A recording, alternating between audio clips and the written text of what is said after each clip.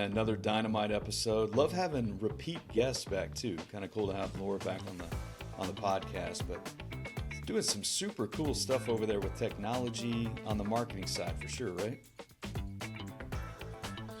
You know, first of all, she is always a fun discussion. I mean, you never know where it's going to go. So I think people are going to really love this one. Kind of heard her story last time, but this one, I think if you are a practice owner and you're curious about the ROI you're getting on your marketing spend, ad spend, so on and so forth, this is a great episode. I think there's some cool tech, like you mentioned, that she has, that she unpacks, that is really interesting, and I think practice owners will really enjoy hearing about it.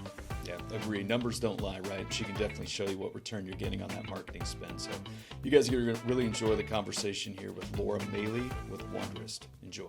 Welcome to Dental Momentum, the podcast dedicated to lively discussions on business and financial strategies tailored for dental business owners. At Duckett Ladd, we're committed to transforming your business journey and supporting you at every stage. Join us as we delve into the keys to long-term practice success, from cutting-edge accounting and strategic tax planning to personalized business strategies. Together, let's propel your dental practice forward with unstoppable momentum. All right, Laura, so good seeing you again. I was at an event, man, it's not too long ago, and I knew you guys were going to be there, but literally sat down, breakfast, you know how you tired you are in the morning, looked up, and in the middle of the table, boom, saw cookies, boom, first thought of Wonderist, boom, thought of you. How good are you guys at branding on the cookies and just, do you take those cookies everywhere you go, or what's that? We do. The cookies are by a company called The Cravery, which is a local San Diego known quantity. And the owner is a friend of ours, and we've kind of grown up in San Diego business world right alongside him. And I believe we buy like 30,000 cookies a year from him or something absurd. So I have to think that we're a pretty good client of his, but I've never asked. Well, the cookies are fantastic. Cookies are everywhere. I may or may not have had a cookie for breakfast or put two in my pocket, but I mean, just let's lead off from there. I mean, you guys are so good at what you do, and I'll hit on first impressions, right? I remember the first time we met, you were talking about websites and how that's the first impression a patient gets, that sort of thing. Let's just jump off there. The power of a good website, what makes up a good website? Let's just dive in. Yeah. I mean, for me, I think the website is the digital brick and mortar. It is the new brick and mortar.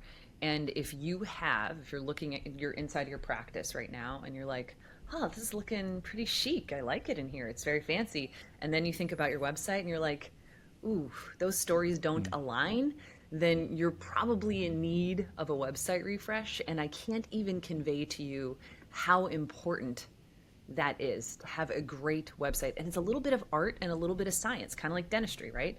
The art of a great website is it visually pleasing, and does it have a built-in design system? So what I mean by that, it's like the header comes first, the subheader comes next. So if this, then that, if this, then that. When you look at the architecture of a website, it generally has one of those. The next thing is photo and video. This is your one shot to get somebody to pick up the phone and call, and you are the business as a business owner, right? You have to be available. And so if you want to be a part of your community, if you want to show off the community you have built within your company, then you need to demonstrate that and show that off through photo and video on your website. And it needs to be current. I'm not saying you have to refresh it every year, but I'd say refresh it every other year and keep your staff current, keep your photo and video current. And then the next piece is social proof. You have to have social proof on your website. What do I mean by that? That's before and afters. That's video testimonials. That's reviews. That's beautiful casework if you're documenting that well. And there's not a ton of doctors who do that well, but by golly, do we like to have it when they do. And so I want to encourage you that I know those asks are sometimes hard to make, to have somebody post for a before and after, to ask a family or a mom or a patient for a great review. But if you have it and you have a moment, ask for it, because that stuff adds so much texture and life to a website. And then, of course, make sure it connects with the ideal patient. And, if you're serving, a high household income area with single people, you want to appeal to that demographic. You want it to be a reflection of the things they like and enjoy in their life and on the weekends. And then like I said earlier, what I opened with, it's like, does this align with your in-office experience? Is the experience somebody's having online look and feel like the experience they're going to have in your office? So that's just the art piece. So there's a lot of elements to a great website. The science piece, Google friendly. Is Google able to find your site? Are they able to index it so that you rank well? Is it structured and organized? That kind of goes back to that design system, but there is a back end of that as well. Google demands, and the web world demands, that there's a structured and organized way for websites to be read and indexed. And so you have to follow that set of rules. And then there's key technical aspects to it. There's visibility with quality content. If you're going to be the implant dentist or the Invisalign dentist, you need to have more than one paragraph on your website about those things. You need to be a trusted resource within your community. You need to have all the questions that you're getting asked chairside when you're talking to somebody about implants. Those need to be on your website so that Google can say, hey, listen, this person is the best person in town for this implant service because I can tell they have tons of resources. And then there's, of course, the basics of security and compliance. Is it HTTPS, so that it can be indexed properly, reached properly, protected properly, all that fun stuff. So those are kind of like the two pieces, the art, the science of a great website. So you went through a lot of stuff there, almost kind of like a checklist of things. And that's one thing that I think Jared and I were talking about before is, let's just say someone's listening to this and their website in their mind is not converting, or they've got data point to say it's not, or maybe a marketing company saying their website's insufficient. I mean, are those kind of the internal checklists you would go through right there that kind of will tell you whether it's time to maybe refresh and get a new look? Yeah, so like anytime someone inquires with Wonderist, our business development team does a very comprehensive review before that first phone call, because those are the things we need to talk about with the doctor. Because as you guys know as well as I do, and dentists surely do, expectation setting is where the good relationship starts. And so if we can come into a call and say, here's what we've already researched, can you agree or disagree with this? And what do you need out of your next chapter with a new marketing agency? It really helps align the expectations to say, hey, listen, like you think your website might be good, but there's a lot of room for improvement. And here's what we think we can do. Boom, boom, boom, boom, boom. And let me show you some examples. Stock photos, I think you said this once at a presentation.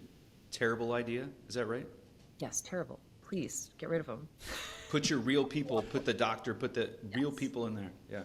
That's probably a common mistake, right? On the Wonderist website. What's that? I don't think there's a single stock image on the Wonderist website. I say that now. Somebody's going to go scour it, but there's no room for stock images for a brand that knows itself. Yeah. No, website's crucial. Well, why do you think maybe that's the wrong word to say. Why do you think dentists sometimes just forget about their website? Like, I got one. Like, what do you think they're solving other problems. That's my guess.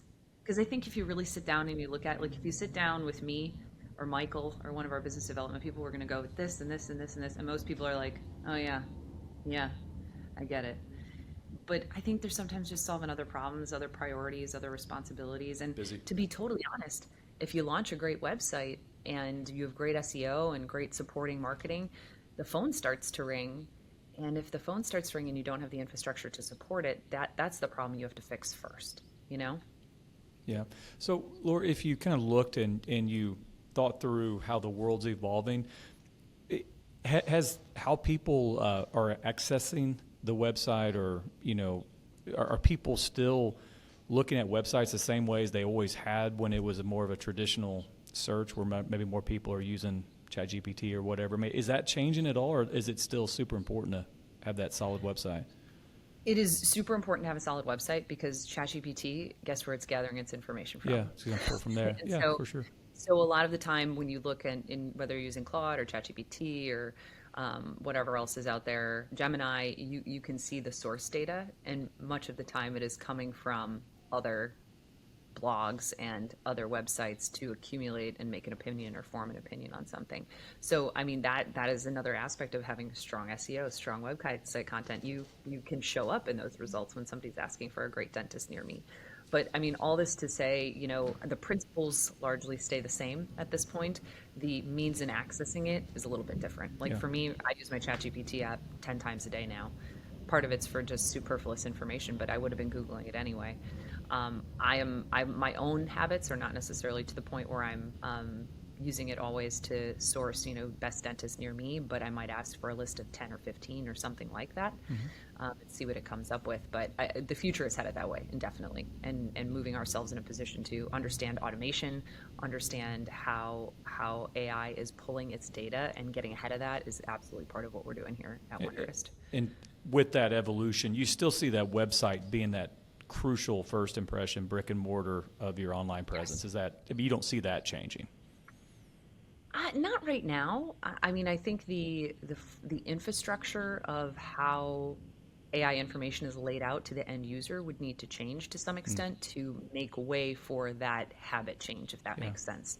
So, like for me, you might ask ChatGPT, give me the 5 best dentists near me, right? Or 5 best dentists in 92110, where we are in San Diego, and it's going to give you 5. But I would hesitate to think somebody's just going to start calling from that. Yeah, My they assumption still would be would is they're look. going to click through to the website and go find somebody and look at reviews. So sure. it's almost just an additional point of verification and clarification, or a jumping off point for somebody to make a final decision. But for now, future change on the horizon, continuing to change. I don't think we're like there today or tomorrow, but I think it's coming imminently. Yeah, that makes sense. So make sure I understand what you said, Laura, where you said like ChatGPT, it's all pulling from the same spot. Is it fair to say, like, and I'm an accountant, not a marketer, but like the SEO work and everything that you guys do, there's nothing that you do differently in order to now show up on ChatGPT, or it just all pulls from Google basically? Or I don't know if Google's the right word, but. No, there are small incremental changes that have happened over the course of the last 6 to 12 months or so, but I'll be honest with you and tell you I couldn't tell you what those are, my SEO team. But I'll go form an opinion on it and I'll get back to you. So you do have to stay up to date with everything that's changing like Yes. that, though. It'll be revolving. Okay, that's good. For sure. So let's talk. Let's keep on the website real quick, because I do think that's super important. So let's say someone is looking at a revamp. Let's just say it's going to be a project. What's a realistic timeline, Laura, for them to expect that they can go from having a crappy website to a Wonderist website? How about that?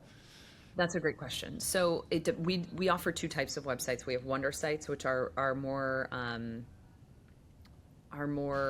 pre-built, and we plug information and color palettes and photo video into it. I would say that's like more personalized versus a customized site, which is from bespoke to you from scratch. Yeah. We sell a lot of both, and they are good for people for different reasons. I would say from the Wonder sites, which is the shorter, more personalized site, that takes anywhere from 8 to 12 weeks. And then I would say that the custom sites can take up to 16, but our custom sites are going a lot faster. A lot of it depends on response time. You guys know this. Yeah. It's just how fast do we keep in the timelines, and then what's coming before it. But I'd say 8 to 12, and then we're up to 16 for a custom site. So that makes great sense. So let me ask you this: like, who are the types of doctors you're seeing that are more suited for a bespoke site versus one that's really more of that personalized site?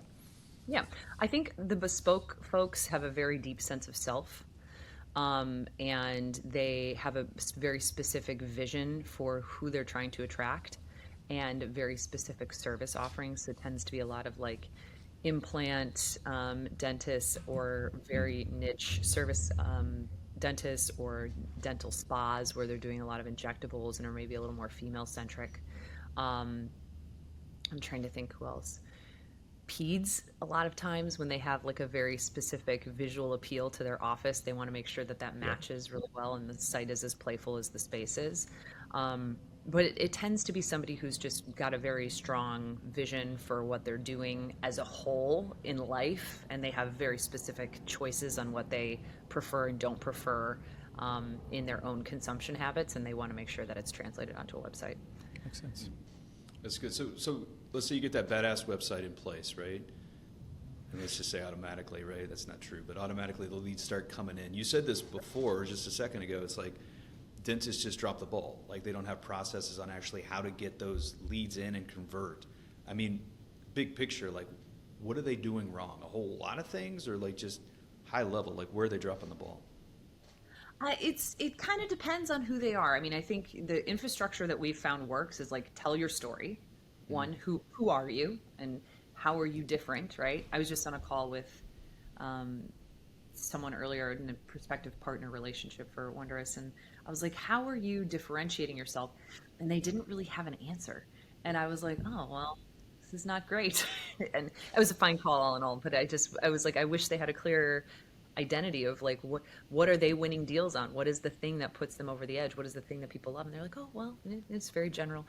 And so having a clear identity of who you are and how you tell your story, and depending on who you're talking to, that story may vary a little bit, right? But having that deep connection to who you are is the first piece. Then the second piece is really reaching that audience. So like who are the people that you want in your practice? Who are the people that you get along great with, that you enjoy seeing, the services you enjoy providing? How do we talk to that specific person, right? And then the third part, which this is the part where I think most people drop the ball, is how do I capture the lead and how do I follow up? Because right now, like if you think about any other business that you participate in as a consumer yourself, if you enter that name, address, and phone number, they're going to pester the shit out of you forever and ever and ever and ever until you tell them to stop. Yeah. And yet dentistry has not figured that out. And so for me, you know, what often happens is somebody calls the front desk. Susan answers the phone. Hi, this is Maly Family Dentistry. My name is Susan. How can I help you? And the person on the line says, hi, I just need to know I know I need a crown, but what's the price for a crown at your office? And Susan says, well, unfortunately, we don't give pricing over the phone, but we'd love to see you in the office. Can I get you scheduled? And the person on the line is like, I'm going to talk to my husband and I'm going to call you back. Click. And to me, I think there is a very reasonable situation where most people are like, price shopper, get him out of here. Glad you didn't book him. And for me, I'm like, holy shit, that was a qualified patient on the 1 yard line who knew exactly what they needed, and you didn't give them the information they needed to book. And now that person on the line is in the wind. We will never call them back. We will never search them down and make sure they found a dental home, even if it's not us. No. What we should have done is gotten their name, address, or phone, or one of the two things, the phone or the email address. And now we can do what everybody else does and pester the shit out of them for all of eternity. And I'm not saying you should do that, but you get my point. Yeah. And it's like, if you can create a CRM, which dentists don't have, by the way. They have a patient management tool, Dentrix Eagle Open, CareStack, whatever yours is, but there is nothing that exists for the person that inquires but does not become a patient in that moment. And if you can establish a CRM for yourself and rely on automation to nurture that person and make sure they're hearing from you and get them in the office and get them interested, then you're going to stand a much better chance for that person who you accidentally let off the hook on the phone to still make it back into your office at some point. So where do they get that CRM? Is that part of their PMS, or is that like, where's that come from? From you? So we have a CRM that we offer to our dentists, and then we have a funnels product. So it's like that ongoing nurturing that helps them get in the door. But I think the thing that what you're touching on is our PMS system, which I think is our true differentiator, is that we are the only agency that has a full integration with Dentrix Eagle Open CareStack and about 7 or 8 other smaller PMSs.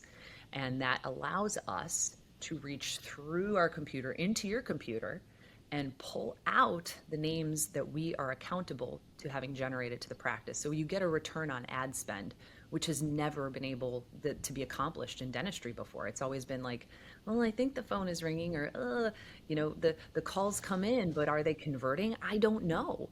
And, you kind of hit an impasse with your agency where you're like, well, I don't know if the calls are, your leads suck, Laura. And then I'm like, well, your phone answering skills suck, right? And then you just kind of hit this impasse and you don't know where to go from there.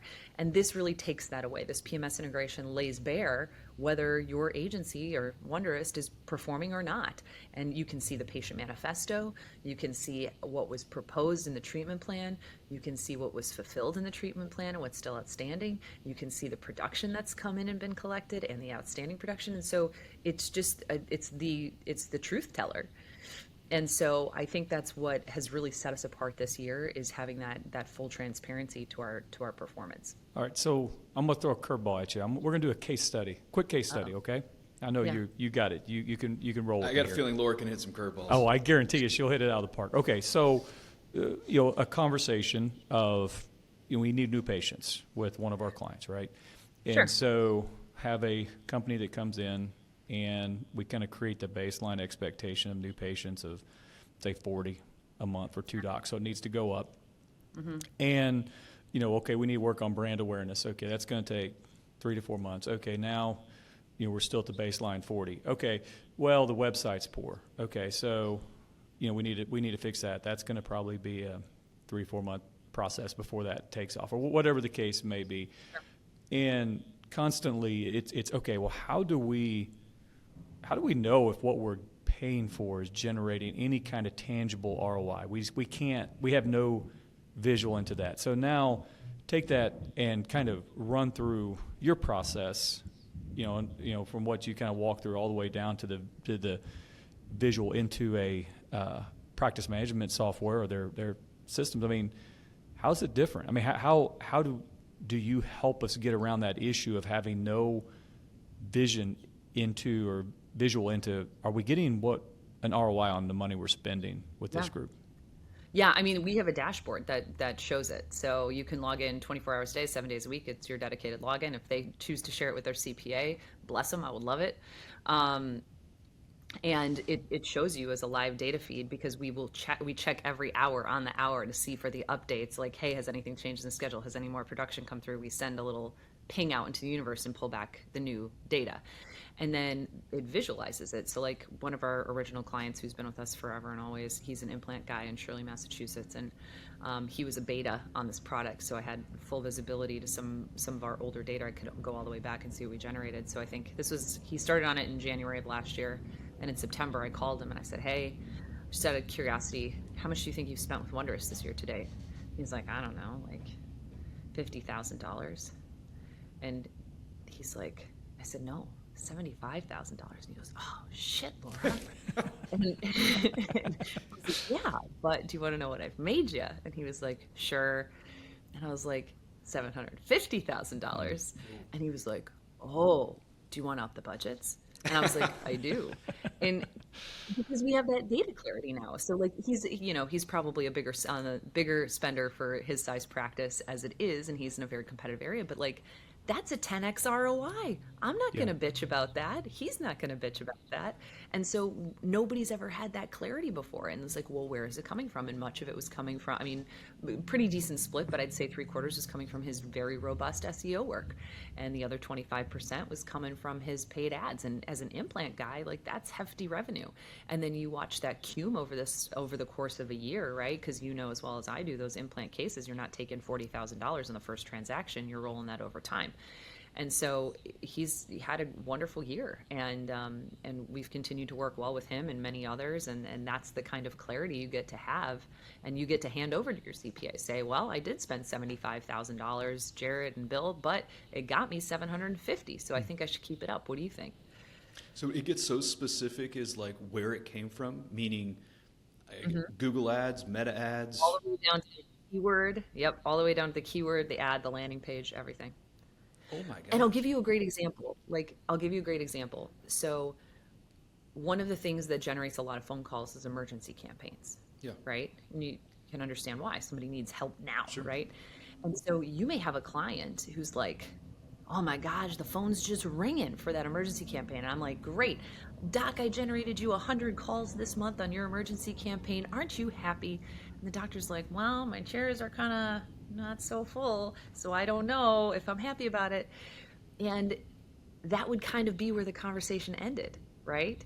And today, what I can do is I can say, hey, we generated 100 emergency calls last month, but it's not really netting you what we would think in production. It appears to be a lot of no-shows. And so what I'd like to do is I'd like to shut that campaign down, because what I can also see performing is this Invisalign campaign's doing pretty well. And I'd like to take that money from that emergency campaign and flip it over to the Invisalign campaign, because A, it's producing more, and B, the no-show rate is great. So in that situation, as you're kind of evaluating those results, and I'm trying to think through the interplay of sales and ops. So how can you utilize that data to know whether it's more of a conversion problem that's a people problem, maybe with the team member or something? I mean, do you have the ability to kind of sniff that out? Yeah, I mean, I think a lot of it historically has been us like problem solving with the client to say, hey, like how far out are you booking right now? Or like, do you need another doctor? Do you need to open up your hours? Like, do you need to open on one Saturday a month? Whatever it is. Or hey, like I'm watching your conversion rate; it's pretty low. I have similar campaigns running in other markets; they're not performing slow. We're going to do a call inventory, and like see if the phone skills are poor. And so it just lets us problem solve in a better way. And Michael and I are big facts, not feelings people. And I feel like dentistry, especially with regard to marketing, has always been, well, I feel like, and you're like, well, how about we try the facts, not the feelings, because we have the data to do it now. And to be able to say, hey, listen, like your call volume is high, but your conversion rate is low, it either means the campaign is not attracting the kind of caller we want or schedule we want, or something's happening on your end. Let's start to weed through what options we have and what we think that where that problem is stemming from. So are you meeting with these clients like once a month to educate them on the dashboard and go over this, or what's that look like with your service? Yeah, I mean, usually what the onboard is it's a two-way sync. So like we will send you documentation. You have to get a synchronizer put on your computer so that we are able to access the data. And then we do a training with our CRM and funnels team, and they will get on the phone with the doctor and the whole team. They'll walk them through the whole dashboard.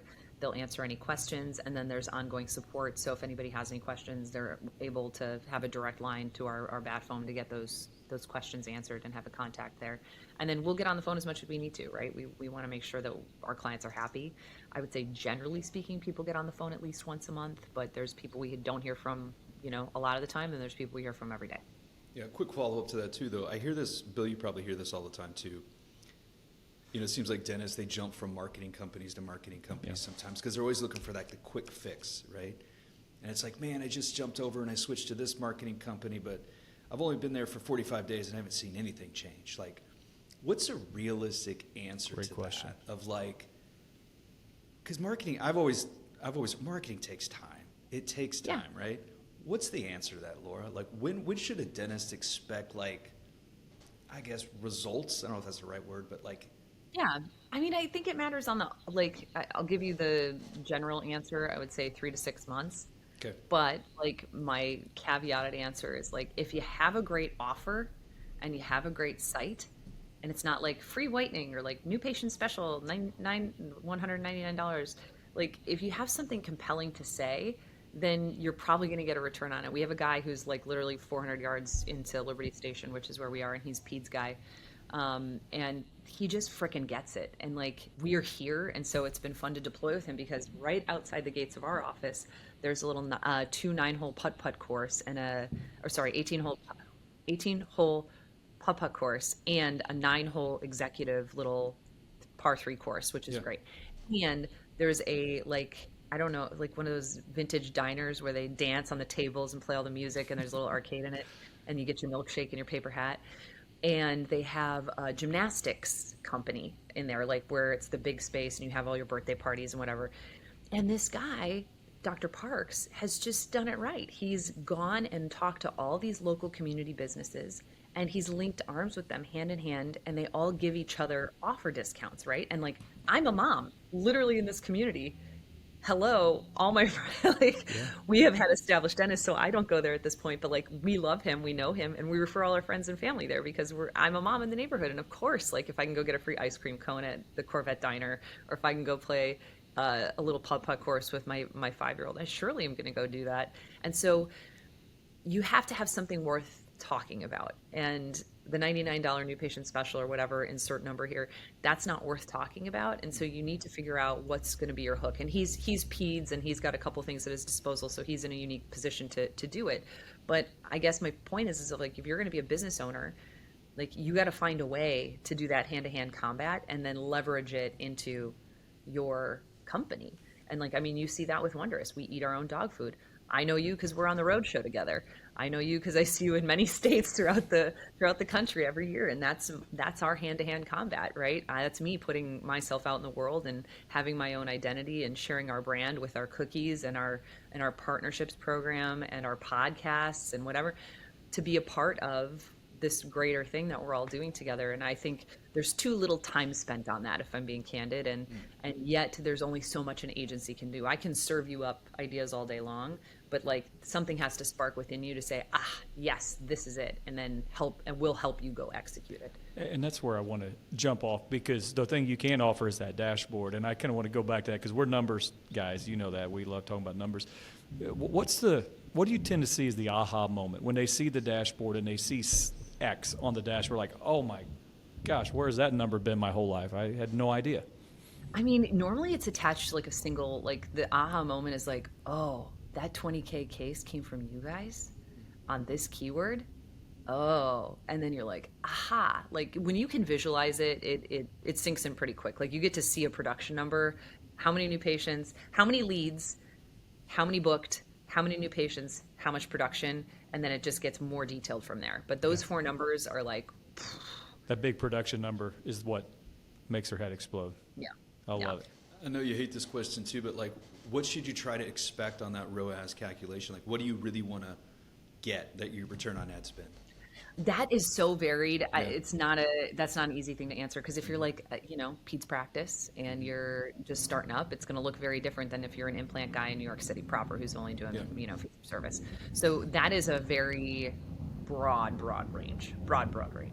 Yeah, that's fair. This is your differentiator, isn't it? I mean, you talked about that at the beginning, like differentiate. This is what you guys do, and I would love to see this dashboard. To be honest with you, I would jump in and take a peek. I mean.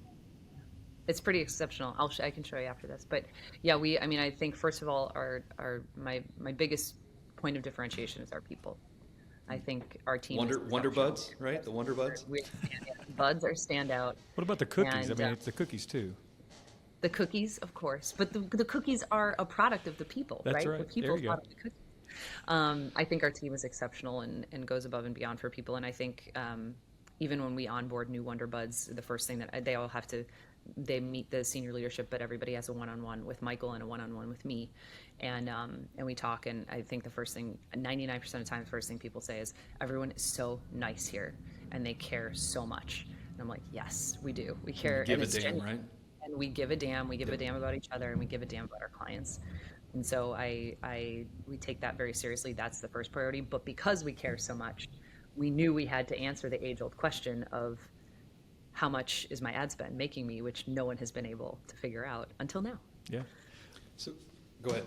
Well, I was just going to ask, as we kind of start wrapping up here, as you look, you've already done so many great things. You've got a great product, you got great team, you got great cookies, great story, all that stuff. What are you excited about, Laura? Looking into 2026, as we're kind of filming this towards the end of 2025, what are you excited about heading into next year? I mean, it's so lame. I'm excited about process and clarity. I think one of the biggest, hardest things to accomplish as a business owner is just data transparency in your own business, and data accountability in your own business. And so for me, I think like the thing that's been most exciting for Michael and I is to continue to build a excellent leadership team and an excellent team of specialists who are accountable to their accounts and their account performance, and having the total peace and clarity that we can see all of it and we know how it's going. And we like systems, we like process, and we like building things. Those are like very things that are integral both to like the company, but also just to Michael and I. We like doing all of those things. And so like we had a funny moment in annual planning last week, and I'm at Tangent Town for no reason at all, other than to tell you how systematized my life is. We were talking about like creating systems for your leadership team to be accountable. Like on Mondays, you're going to go in and check your dashboards for boop, boop, boop, boop, boop, whatever it is on your piece of the business. And I was like on the first day of the month when I clean my purse out. And everybody looked at me and I was like, oh, I'm the only one who does this then. But like, that's hilarious. When you, and I'm gonna quote Bernie Stoltz here, and Michael Stoltz, who quoted his dad, and now I'm using it. Is like, the more you track, the better it gets. Yeah. And I think that's the quote. But like, it's true. It's like the more you pay attention, the better, guys. I don't know. Either of those work. But like, if you pay attention to things, it just gets better. And like, I'm so excited about all the things that are going to get better next year. But mostly data transparency for our clients and the ability for us to solve problems that I think we've never been able to solve for before. That's good. Let's do this. Let's end on this one. This might be a hard question, but maybe not. So somebody out there that doesn't use Wonderist, meaning they don't have this state-of-the-art dashboard where they can see the return on ad spend and actually what their marketing is getting for them, right? So they don't have that. Mm-hmm. But what would you tell that dental practice owner out there right now to look at, to think, okay, is my marketing, what I'm currently doing right now, is it working, or should I do something different? Like, what do they need to be looking at to figure out, like, if what I'm doing is good, or do I need more? I mean, I think they're probably going to look at their new patient number and decide whether they're happy with it or whether they think they can pull more out of the archives and push to be better. And I think if they're happy, that's great. More power to you. No need to switch.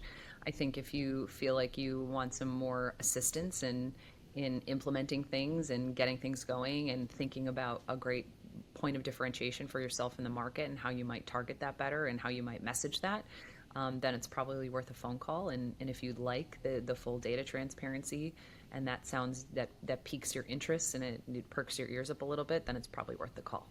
Love it.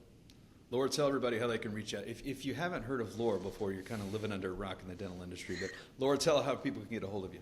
Yeah, you can find us at wonderistagency.com, and you can click to book a call if you are interested in chatting with one of our business development managers, all of whom are excellent and all individually hilarious and a pleasure. It is not a waste of time. And they will come armed with information on that first call. They're going to ask you a lot of questions, but they're also going to have done some research ahead of time. And so that's always really a nice takeaway from those initial calls, I think, that people are like, oh, they were prepared. They were ready for battle. And they have insights for me, which I always am appreciative of when I talk to the biz dev guys. And then you can also find us on Instagram at Wonderist Agency, WONDERIST Agency. And then you are welcome to always email me, laura.maly@wonderistagency.com. Love it. Or just go to any dental event in 2026. You guys will be there. That's right. We'll be there. Jojo and I. Game on. Laura, appreciate it. Love it. Thank you.